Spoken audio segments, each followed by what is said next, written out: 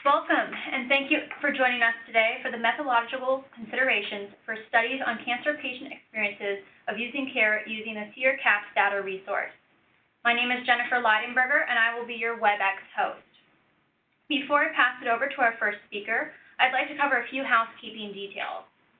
All attendees have been muted upon entry and will remain muted for the duration of the webinar. Please submit your questions throughout the presentation in the Q&A or chat panel and select Host from the drop-down.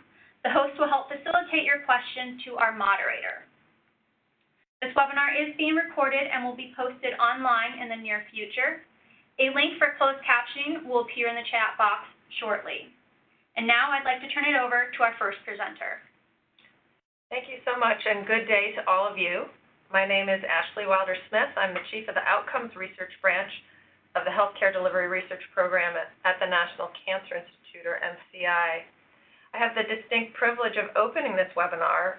Unfortunately, Michelle Malika, who's the Scientific Lead and Project Officer for SEER-CAHPS at NCI, is not able to attend today. However, please note that she is the main point of contact for SEER-CAHPS, and her information is available on our website. To start us off, I wanted to just take a moment to remind you that SEER-CAHPS is a research resource. It combines data from the NCI Cancer Registry program, known as the Surveillance, Epidemiology, and End Results Program, with the Medicare CAHPS data, which stands for the Consumer Assessment of Healthcare Providers and Systems.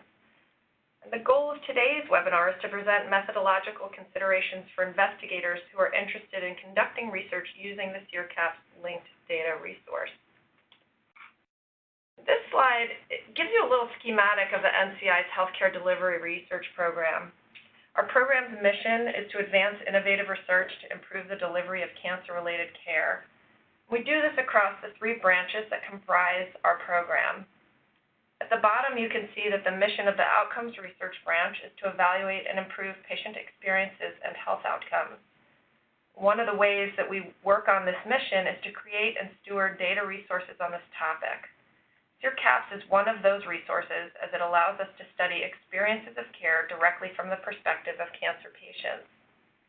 SEER-CAHPS also represents an alliance and collaborative effort between the NCI and the Centers for Medicare and Medicaid Services. We are very grateful to the CMS staff and resources that have been a huge collaboration for us moving this resource forward. We're able to leverage existing data to answer pressing research questions in the areas of health outcomes and patient experiences using the SEER-CAHPS resource. So at this time, I'm going to pass things to Erin Kent, who will provide an overview of this morning's webinar and an introduction to SEER-CAHPS. Good morning, everyone.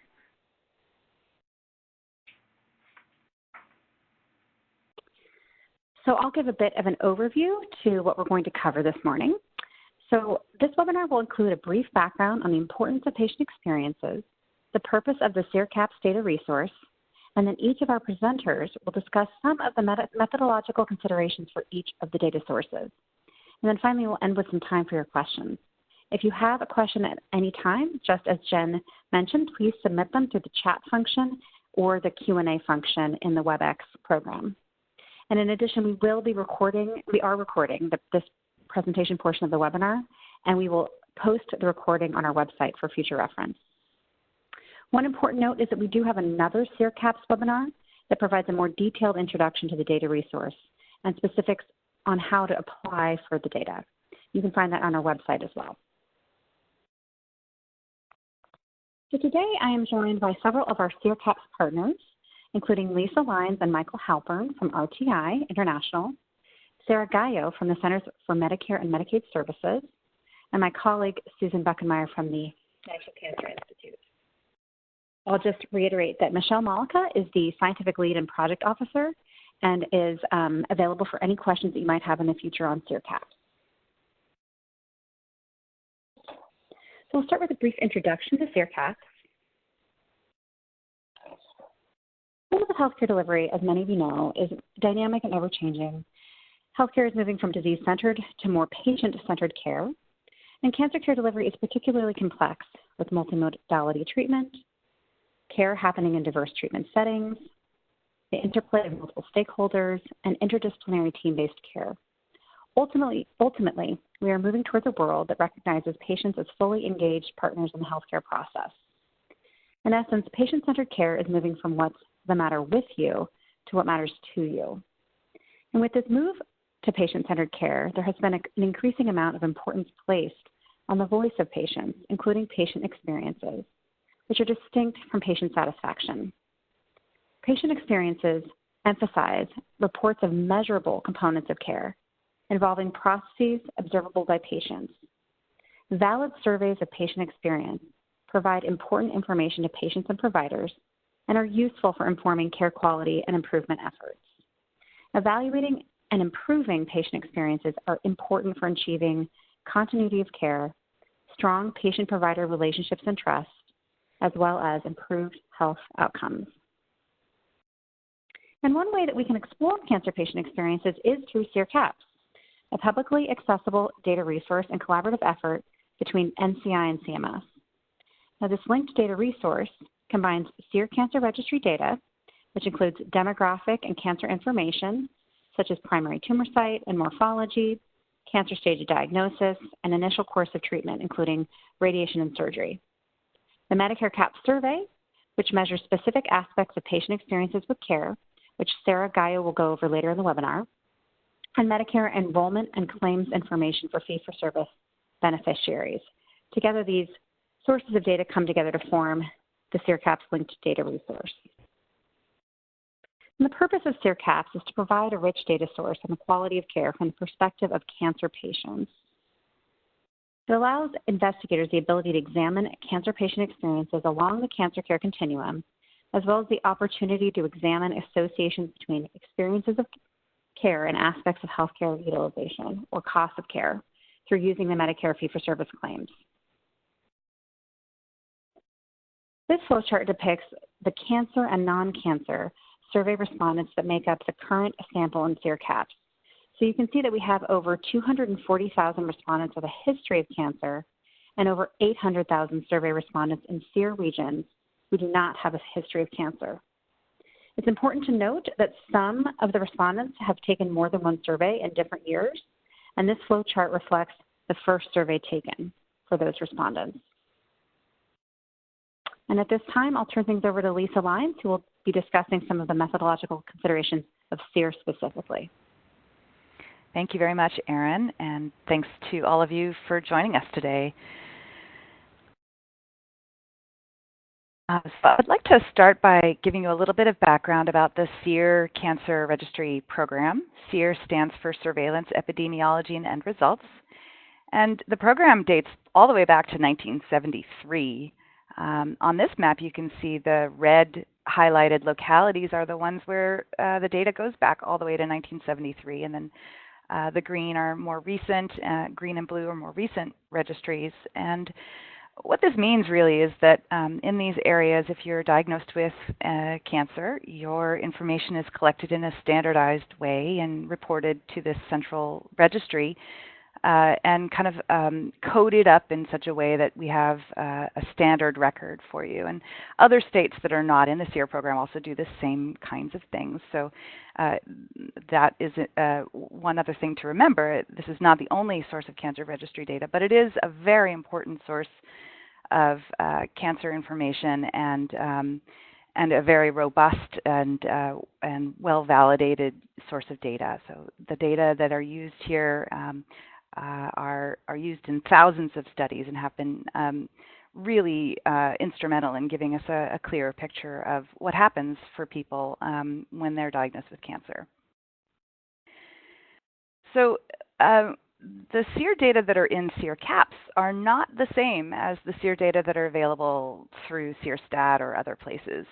The SEER data that we have the sampling frame is around the CAHPS response, and so our data only go back to 1996, and that's really important to remember that the sampling frame is not being diagnosed with cancer, but instead responding to a CAHPS survey.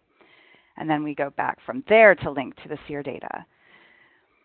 And when you're looking at using these data, because they are very, very detailed. It's really important to get to know the documentation.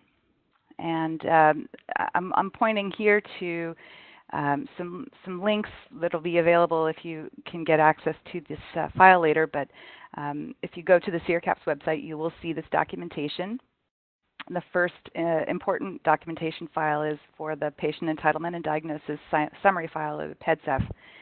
Again, that includes cancer cases diagnosed back from 1996, and I apologize, there's a small error here. It's up through 2015. And then there's a unique ID for each person. And each observation, we have information about the person's demographics, their information about the cause of death and date of death if they did die, marital status and location at diagnosis with cancer, and also important information that you'll need if you're going to be selecting certain patients only to include in your sample. So, for example, you may want to make sure that people included in your sample have eligibility in every month of your observation period, and that's why we have these flags by month you can look at.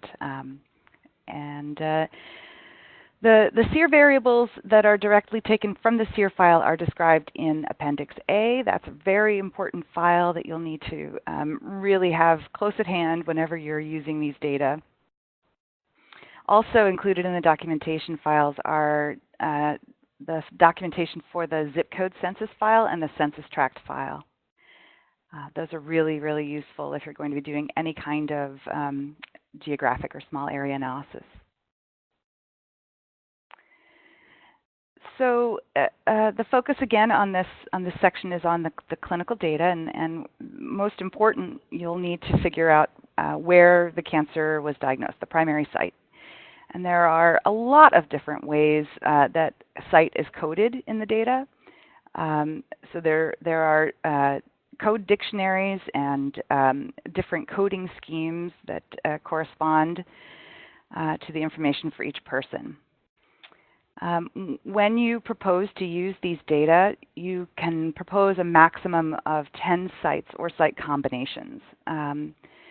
And so that means that you'll need to think carefully about which sites you want to focus on. Also, I say site combinations because some places where you might get cancer are kind of rolled up together. So head and neck are considered one site for the purposes of this max of 10.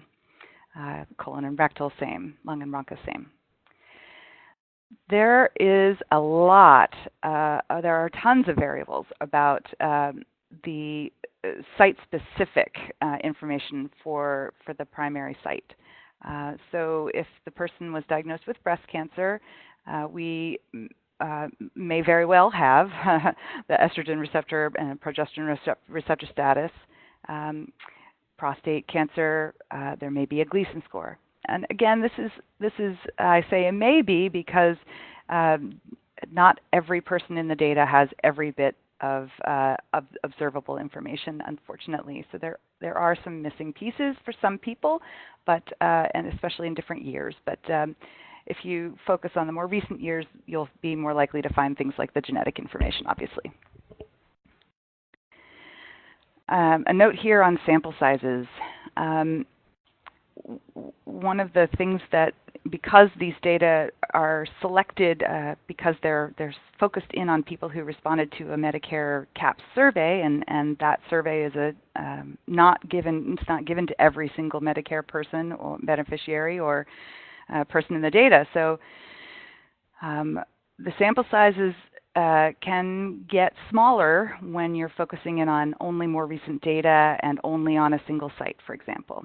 So if you were trying to study a rarer cancer, something like that's not in the top 10 of incidents, you may end up finding that you don't have quite enough power to analyze the questions that you're interested in answering. And so it's really important to do these power calculations where you can figure out, okay, if I have a small effect in whatever it is I'm looking at, or a medium effect, this is how many people I'll need to include in my study, and then you can go and see, okay, well, how many people are possible to have? Okay, well, yes or no. So that's a really important pre-application step, I think.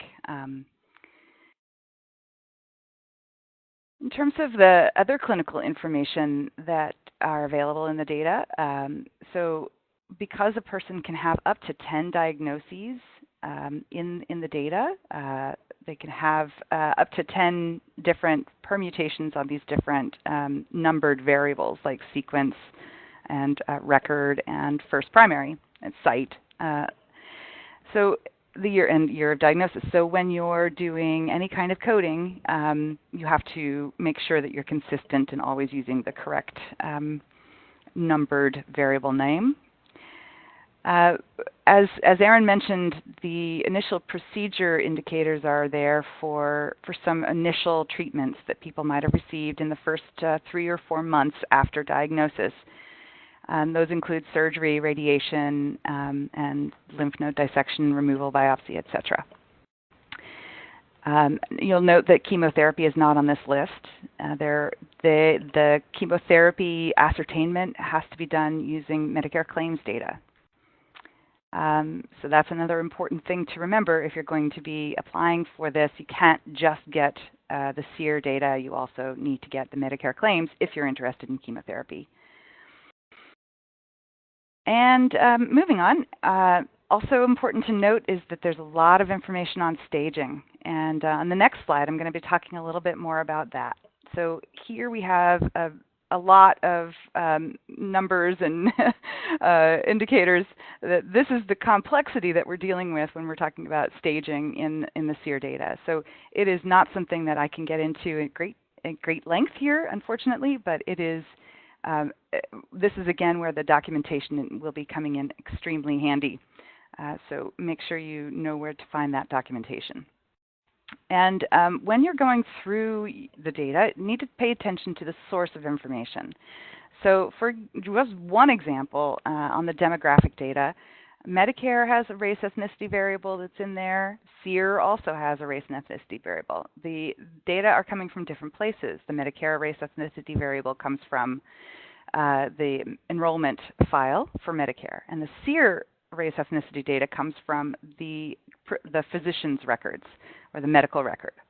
There are also additional race recodes, and so if you're interested in smaller populations or subpopulations, that you can sometimes get at some of that. And just to put the cherry on top, CAHPS also has race ethnicity information. So you'll need to be very careful about selecting which race ethnicity variable, just for one example, you do choose. And at this time, I will turn it over to Sarah Gallo. Thanks, Lisa. All right, so in this next section, I wanted to discuss a bit about the background of the CAHPS surveys and cover some of the common issues that I see when reviewing the CAHPS section of the SEER-CAHPS proposals. So a little more background about the CAHPS initiative. It's a family of surveys developed by a consortium of researchers from the RAND Corporation, Yale University, Harvard Medical School, AIR, RTI, under a cooperative agreement between the Centers for Medicare and Medicaid Services, as well as the Agency for Healthcare Research and Quality, or AHRQ. The CAHPS surveys are based on decades of research designed to cover topics important to consumers and focus on aspects of quality that consumers are best qualified to assess. Because each survey is a result of a systematic and thorough research and development process, the CAHPS brand has come to signify a high level of scientific rigor, reliability, and credibility.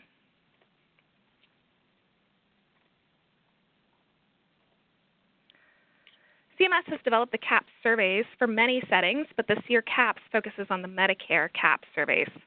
The Medicare CAHPS program includes CAHPS surveys designed for fee-for-service, or FFS on these slides, MA, Medicare Advantage, and prescription drug plans, or PDP. The patient experience data on these surveys allows objective and meaningful comparisons between MA and PDP contracts with fee-for-service on domains that are important to consumers. And we publicly report the results of this survey data and that's in order to create incentives for contracts to improve their quality of care and increase the transparency of the quality of care provided by Medicare. CMS has been administering Medicare CAHPS surveys since about 1997. This slide, we show some Medicare CAHPS measures that are available in the data. The surveys contain a number of different global ratings, for example, of health plan, health care, personal doctor, specialist, and prescription drug plan. Global ratings might look like a question such as using any number from 0 to 10, where 0 is the worst healthcare possible and 10 is the best healthcare possible. What number would you use to rate all your healthcare in the last 6 months? Other questions on the surveys ask about ease of getting needed care and seeing specialists, getting appointments and care quickly, doctors who communicate well, coordination of members' healthcare services. Does the health or drug plan provide information or help when members need it? The ease of getting prescriptions filled, and questions about flu vaccine and pneumonia vaccine. And the composites listed on the right hand of the slide combine results for closely reported items, and those are what we primarily use for public reporting. The Medicare CAHPS surveys are standardized, and we follow a detailed data collection protocol. It's mixed mode, mail with telephone follow-up, and there are multiple translations available, as well as the option to respond via a proxy. We survey about 800 Medicare Advantage beneficiaries per contract, so 800 beneficiaries per MA contract per year, as well as 1,500 prescription drug plan beneficiaries per contract per year. And just for reference, there are about 450 MA contracts and about 50 PDPs in any given year. And the fee-for-service sample is drawn as a comparison to the MA and PDP sample, and for that we survey approximately 275,000 fee-for-service beneficiaries per year. To note, the surveys are not longitudinal. It's not the same beneficiaries being asked questions each year. In small contracts, it may be that some of the same beneficiaries are available in the sample each year, but in larger contracts, it's only a small proportion of beneficiaries who may be selected for the survey. Most items on the survey ask about experiences over the previous 6 months, so beneficiaries have to be continuously enrolled in their health or drug plan or in fee-for-service for the previous 6 months to be eligible for the sample. When developing a SEER-CAHPS research plan, researchers should consider whether to include MA, PDP, fee-for-service, or some combination. For MA, researchers should also understand that there are different types of MA contracts. For example, within MA, there are MA only as well as MA PD contracts, which include a prescription drug component, and some contracts are a combination of the two. Also, the Medicare CAHPS program has been around for about 20 years, so there have been some changes in exactly which items are on the surveys over time. When considering which CAHPS items you're interested in looking at in your studies, please take a look at whether the items are available in the survey types and the years that you're interested in. On this slide, I show the detailed data documentation that's available on the SEER-CAHPS website, including the items on each survey each year. Please review this carefully when developing your research plan. You can see that there are files for each composite on this page, as well as a file that describes changes in items over time. And the URL for this page is available at the bottom. And some methodological considerations. We strongly recommend that researchers consider using existing CAHPS composites. Again, those combine closely related items on the survey. And researchers should also carefully review the CAHPS analytic guidance on the SEER-CAHPS website before submitting proposals. The SEER-CAHPS website has a description of weights used in the CAHPS survey data, recommendations for case mix adjustment, and guidance for scoring. And I'll go over some of those recommendations briefly on the next few slides. Certain respondent characteristics affect responses that are outside the health system's control. For example, beneficiaries with some characteristics are more likely to encounter problems in healthcare, and some beneficiary characteristics are associated with differences in the use of response scales. CMS adjusts for such respondent characteristics using linear regression modeling when comparing contracts and public reporting. We strongly suggest using this set of covariates as a default starting approach for all SEER-CAHPS analyses. Making inferences from unadjusted CAHPS results is not appropriate given that we know these standard variables predict response patterns to the CAHPS survey. Again, please carefully review the SEER-CAHPS website. There's a lot of information on there about case mix adjustment, and as well as a link to the MA and PDP CAHPS webpage that I'll show at the end that includes even more background. A little bit more analytic guidance. We recommend using linear mean scoring for the CAHPS data, and you can see the formula for that on this slide. We recommend this because it produces the most reliable estimates and the greatest statistical power for your analyses. Since meaningful effect sizes can be small with the Medicare CAHPS data, you'll want to make sure that you have adequate statistical power. And here is a copy of the web page in the SEER-CAHPS where you can see all these documents and guidance. And finally, I wanted to leave you with some URLs that you can check out for even more background about Medicare CAHPS. The first link is a list of some of the existing Medicare CAHPS literature.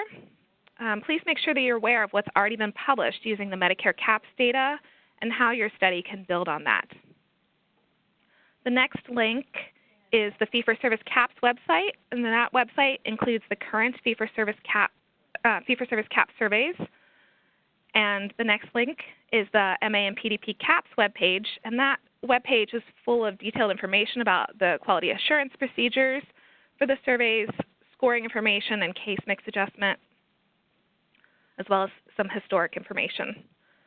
And finally, I've included a link to the webpage with all of the CMS CAHPS surveys. Sometimes researchers have aims that are better answered with CAHPS data in a setting other than Medicare, such as hospitals or other settings. So you can find information about other CAHPS surveys at this link.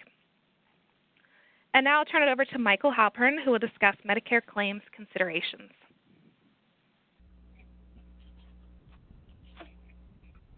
Thank you, Sarah. I'm going to very briefly talk about considerations of using Medicare claims data as part of the SEER-CAHPS Data Resource. Medicare claims data that are included only for fee-for-service Medicare patients in SEER-CAHPS include several different types of data. MedPAR is essentially the inpatient hospital data, which also includes skilled nursing facility and rehabilitation facility claims.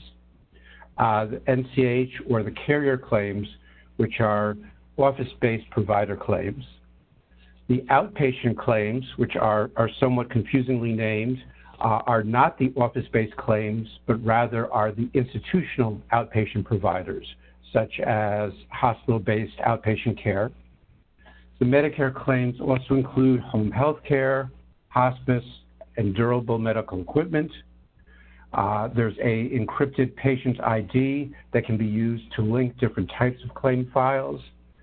And finally, Part D, or prescription medication data claims, are also available in SEER-CAHPS, but only for the cancer cases within the SEER-CAHPS Data Resource.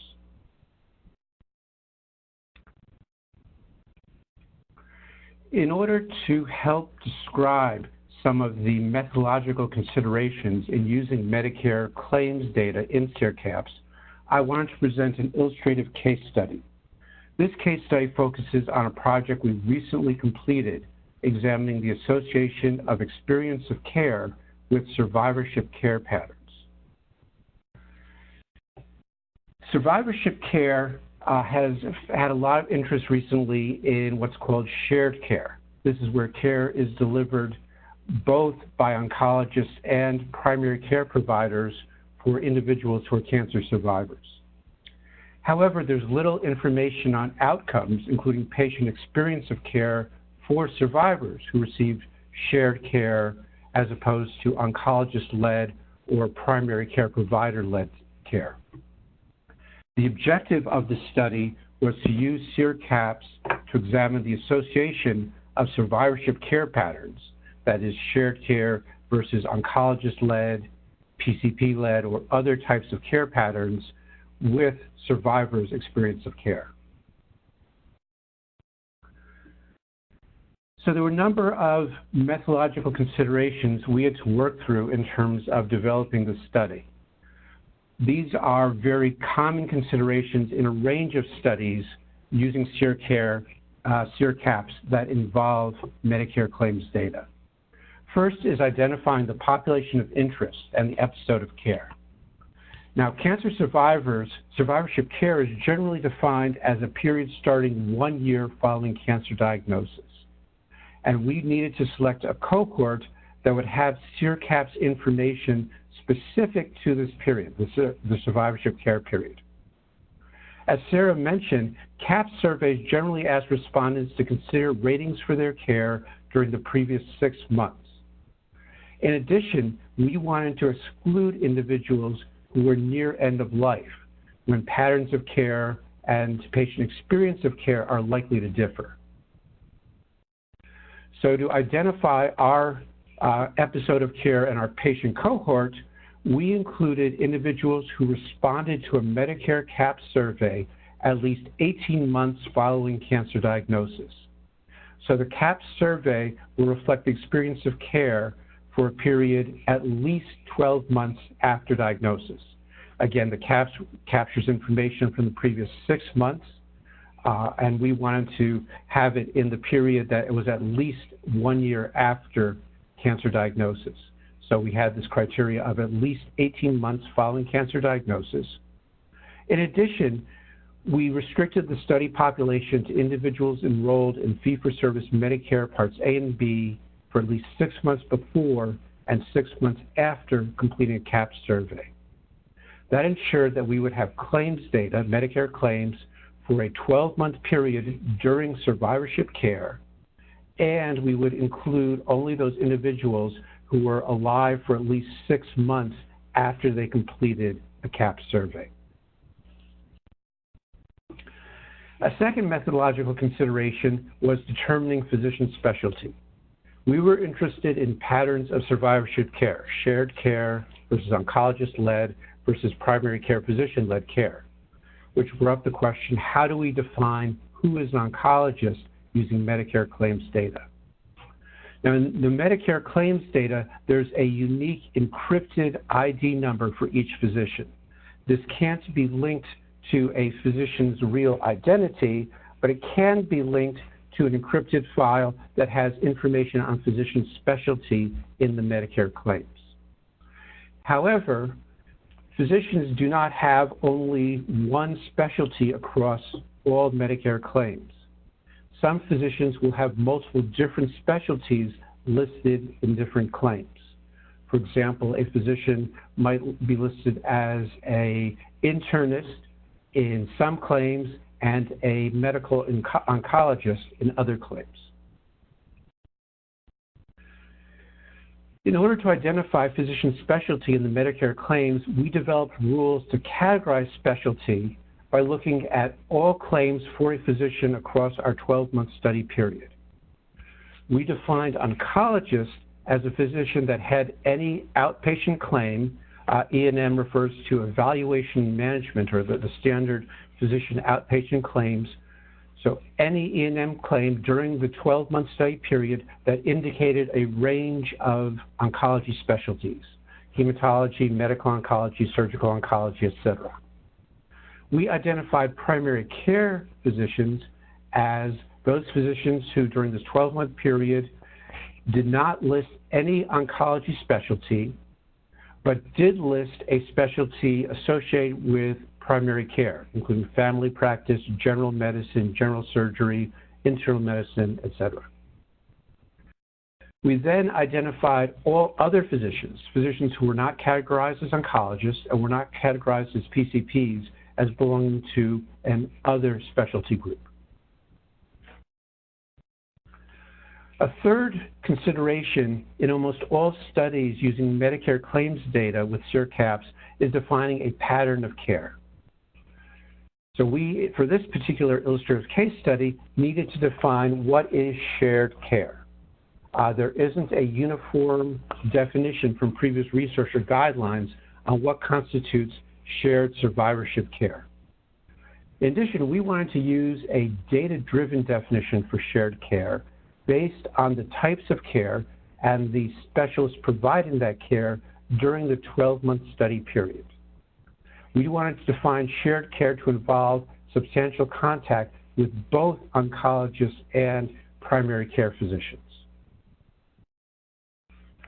So based on the outpatient claims, again, the evaluation management Medicare claims during the 12-month period, we defined oncologist-led survivorship care as being a pattern of care where more than 60% of the physician outpatient encounters were with oncologists.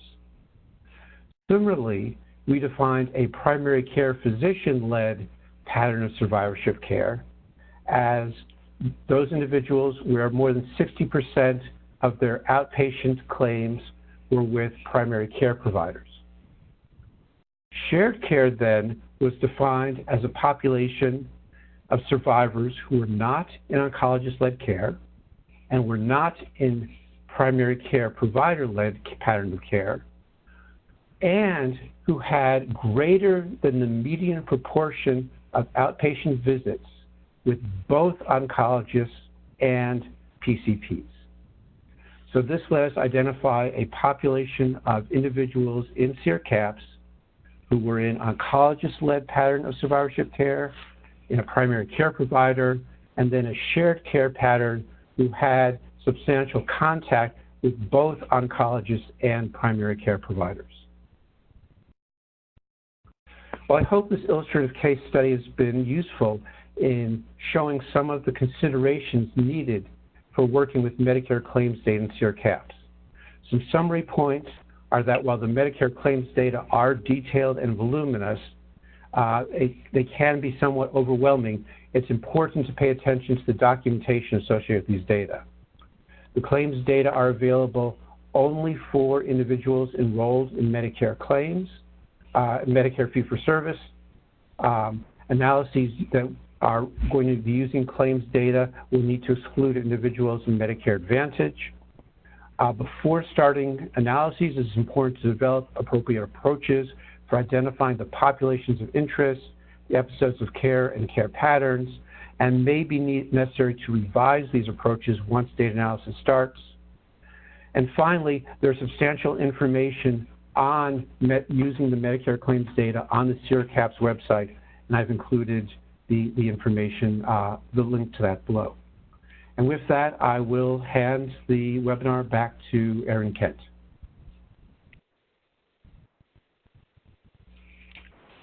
Thank you, Michael.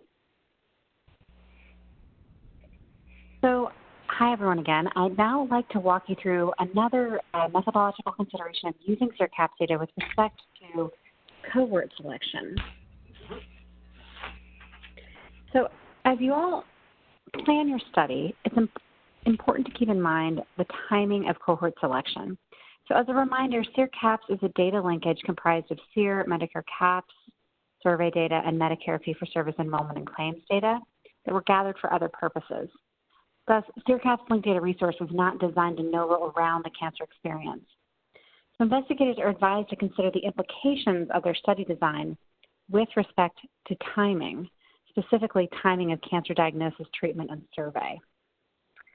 The questions that can help inform study design goals and aims include whether the project is focused on cancer patients undergoing active treatment, survivorship, or end of life, as well as what kind of treatment that a cancer patient might receive for their cancer diagnosis, whether the project is focused on individuals not yet diagnosed with cancer, or whether the project is a comparison of patient experiences of those with and without a history of cancer. I'll now walk through 3 examples of studies with very different goals to give a sense of how timing of cohort selection might vary. Example 1 is a comparison of differences in patient experiences among cancer patients residing in urban and rural areas, published last year in Cancer. And the cohort selection included individuals with the first primary cancer diagnosis of colorectal, lung, prostate, or female breast cancer between the years of 1998 to 2013 who had a survey within 12 months of diagnosis. Now, this analysis did not use the claims data, so both Medicare Advantage and fee-for-service beneficiaries were included. Example 2 is a study published in Cancer Causes and Control that examined colorectal cancer survivor surveillance patterns and experiences of care. And it has an additional layer to the selection as we now include only those enrolled in fee-for-service. The cohort included individuals diagnosed with a first primary colon or rectal adenocarcinoma between 1999 and 2009, who had a survey within 36 months of diagnosis, but who also had claims for a full 42 months after surgery to be able to have complete observation to capture office visits, DEA tests, colonoscopy, and CT imaging in months 7 to 42 post-diagnosis. And finally, example 3 is a hypothetical study of the impact of activities of daily living impairment on patient experiences with and without cancer.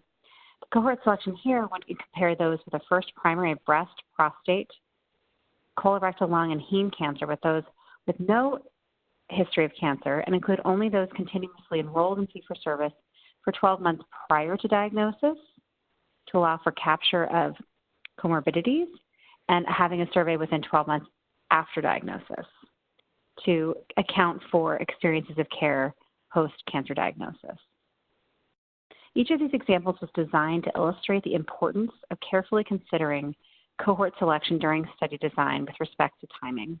And we recommend to investigators designing SEER-CAHPS studies to consider creating a diagram or some other way of communicating a full understanding of the cohort selection using all sources of data, SEER, CAHPS surveys, claims and enrollment that they intend to use for their study. So briefly, in summary, SEER-CAHPS is a linked data resource sponsored by NCI and CMS to examine cancer patient experiences of care. And this publicly accessible resource allows for comparisons of patient experiences between individuals with and without a cancer diagnosis. Researchers can examine cancer patient experiences in treatment adherence, healthcare utilization, and outcomes. And we'd like to thank our partners, of course, Centers for Medicare and Medicaid Services, RTI International. Thank you both for being on this webinar today. We also get technical assistance from IMS, and we also like to thank RAND Corporation and Harvard Medical School.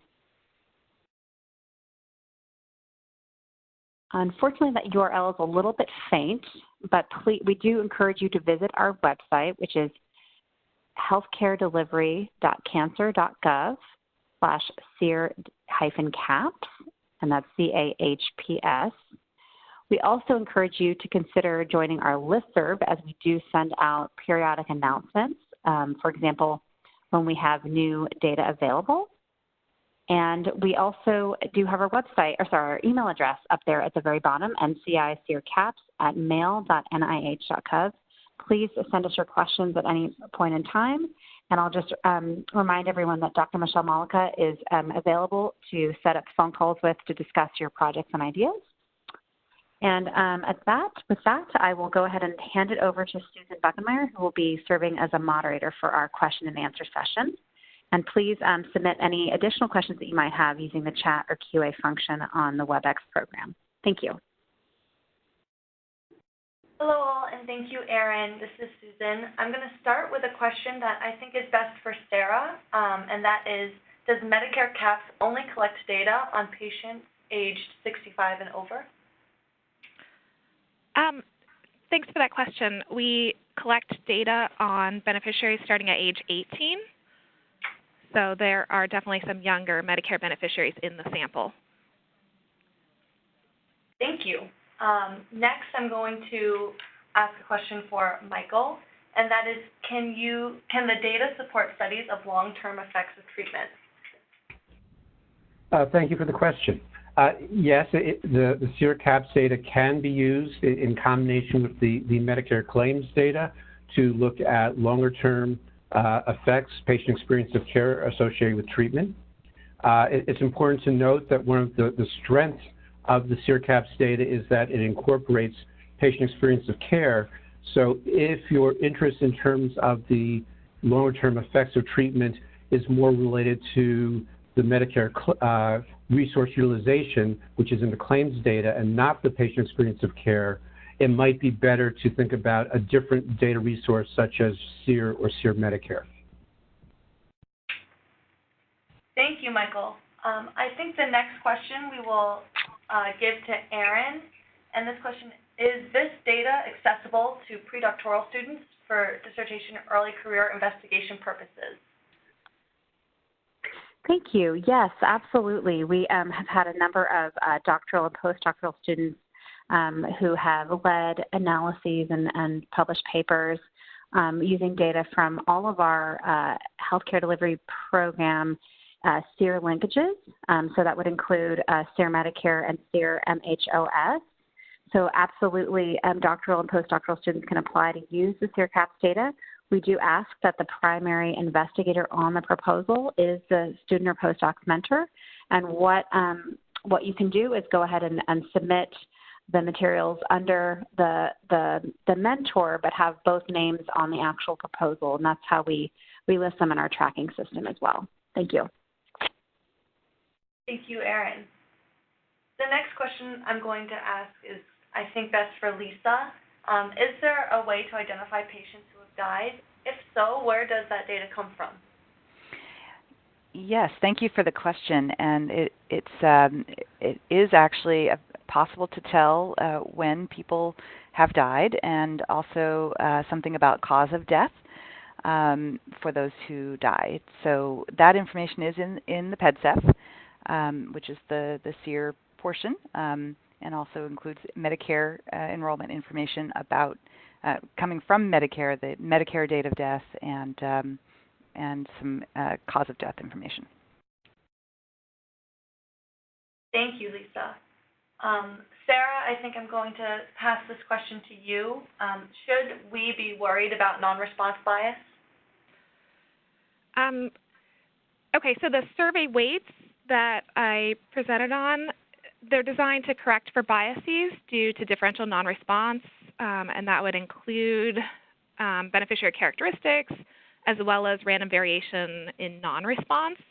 So please see the slide on analytic guidance on the SEER-CAHPS website for more information about weights. Thank you, Sarah. Lisa, this question I believe would be best for you. For the number of cancer sites, is there a limit to the number that a researcher might request? Yes, thank you for the question. The research applications are limited to 10 sites or site combinations. So a site combination is something like lung and bronchus, but so that would count as one of the 10. So max of 10. Max of 10. Thank you. Sarah, is there published data on what might be considered a minimum clinically important difference with regards to CAHPS responses? Yeah, so there was actually a recent literature review that looked at this, what's a meaningful difference with patient experience data, and this was Quigley et al. 2018. It was in Health Services Research. The article was called Quantifying Magnitude of Group Level Differences in Patient Experience with Healthcare. And that study, that literature review, showed that on a 0 to 100 scale, 1 is considered small, 3 is medium, and 5 is large. So that would be kind of the sizes that you're looking for. Okay, thank you. This next one I think is for Erin. What is the sample size of CAHPS data by cancer site per year? That's a great question. We do have one previous publication that has some information about the number of individuals per year in SEER-CAHPS by Chawla et al., and we'll make sure that this is included in one of our frequently asked questions that we will update after the webinar. But we also do want to let everyone on the webinar know that we have what we call a sample size estimator available in SEER-CAHPS, and you can find more information about that on our website. But what it does is it allows investigators who are trying to plan a study to access you have to go through SEER-STAT, which is an interface that the SEER program runs that allows full access to the SEER data. You have to follow the steps to get access to a customized file that provides you flags for anyone who has a CAHPS survey in the data. So if you have access to SEER-STAT already, you won't see that flag file. You actually have to go through the steps to get access.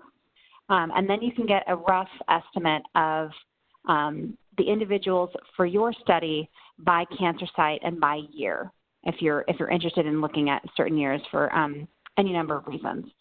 So the previous webinar that we had was sort of walked through those steps, but you can also find instructions on our website on how to do that. Thank you, Erin. This next one I'm going to give to Sarah. Is there evidence or citation that the CAHPS respondents are representative of other Medicare beneficiaries? Yeah, so I'd encourage you to look at the link to some of the published literature on Medicare CAHPS. But basically, the Medicare CAHPS data are designed to be nationally representative. As I mentioned, there are weights that correct for non-response. Thank you, Sarah. Next is for Erin. Are there a possibility of analyzing data at state or county level for the SEER-CAHPS population? Thank you. Yes, so the state and county FIPS codes are provided through the SEER PEDSF data. So you would be able to access at that geographic level. Below that, so zip code and census tract data are considered restricted data. So I encourage you to look at the documentation for accessing restricted variables through your proposal. There is a way to do it. It's the same process that one would follow for SEER Medicare. Thank you. And one more question for you. For this linkage, when is the next linkage estimated to happen? So we are planning for our next data linkage to be in concert with the SEER Medicare linkage in 2020. So then there's a question about the process for accessing and requesting data. So I'm going to take that question. Data use requests can be sent to the National Cancer Institute and are reviewed by both the National Cancer Institute and by our partners in SEER and CMS. Comments are given back and forth between those groups and the investigators, and then a finalized data use agreement is presented and then will be sent.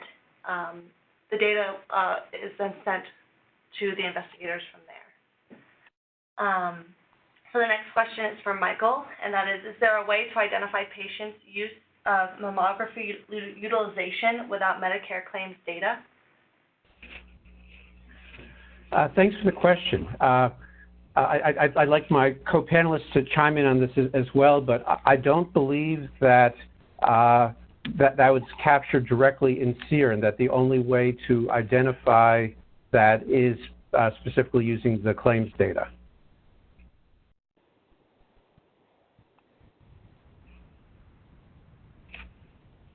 Would anyone else like to comment on this question? Nope, so I'm going to move on to the, Okay.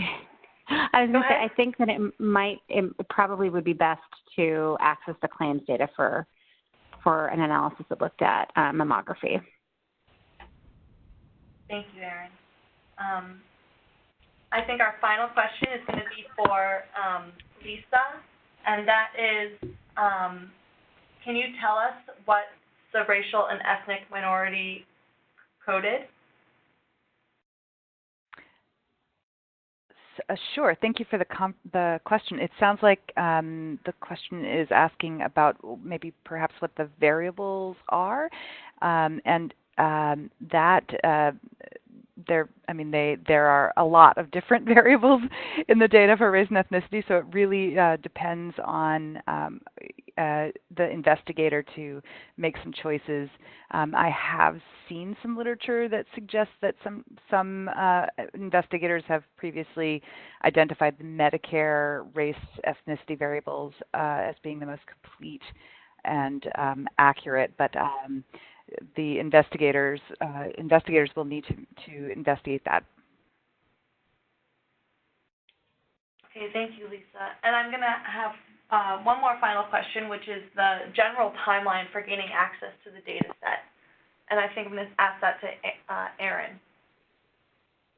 Thank you, Susan. Yeah, so it does vary, but when an application comes in its entirety, so the application, the signed DOA form, evidence of IRB approval or exemption, any letter from a funder, if that is applicable, we get the entire application package and it is complete. We do our best to review it immediately within 2 weeks' time at NCI.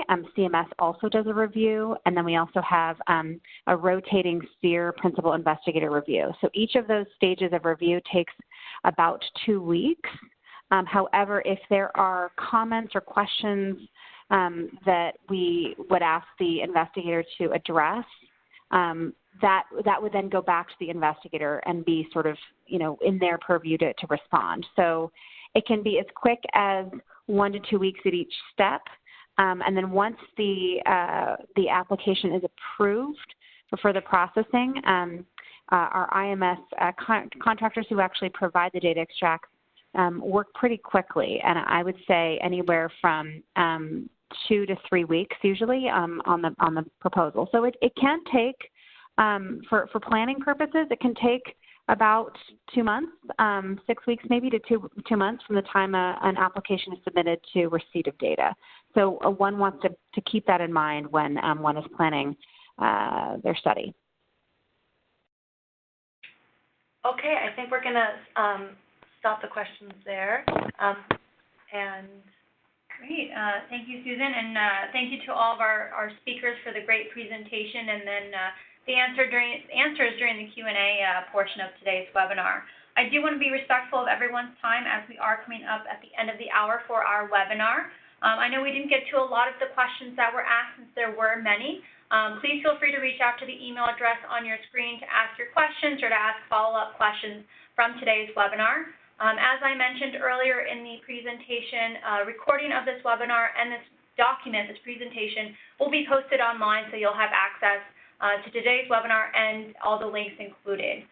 With that, thank you again for your presentation and your participation.